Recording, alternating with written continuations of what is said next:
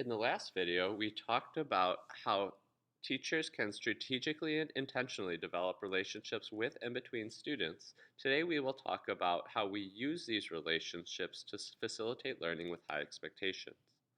Empathy.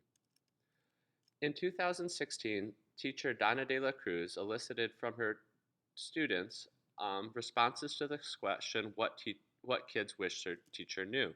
In their responses, we see that students have a variety of stressors and challenges that impact their learning and mental state and emotional state every day. Why is this relevant? Students have intense levels of stress in their life right now with social media, high expectations for their academic life, and the changing world. We know stress is constant in the life of many students.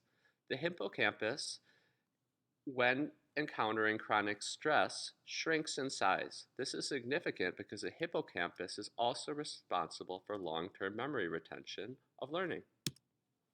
How does this relate to language development? In the affective filter hypothesis, Krashen explains that our emotional state essentially acts as a filter for our learning. Thus, a negative affective state will prohibit learning, and a positive affective state will increase learning. Learning scaffolds come in many forms, and they do not always need to be sheerly academic or linguistic. Think about the stress and emotional state of your students. Strategically develop relationships with and between students. This comes in a variety of activities, from team building activities to cooperative learning structures to activities for students to share about what makes them unique and diverse and interesting. Other linguistic and academic scaffolds might include pre-teaching, like teaching students in advance some of the most important key ideas so that when they encounter it in whole group setting, they feel successful. Varied opportunities to learn and demonstrate mastery of the objectives. Not everything needs to be done as a pen and paper assessment.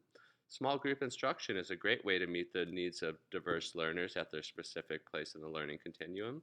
More than anything else, we need to make sure that every student feels successful in our class. High expectations.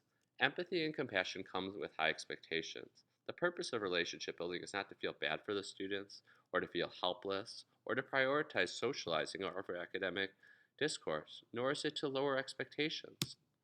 Rather, the purpose of getting to know your students is to understand what makes them unique and powerful, to understand the scaffolds available to support their learning, to ensure high expectations for all of these students, to truly believe that all students can and will learn, and to help them believe that they can and will learn.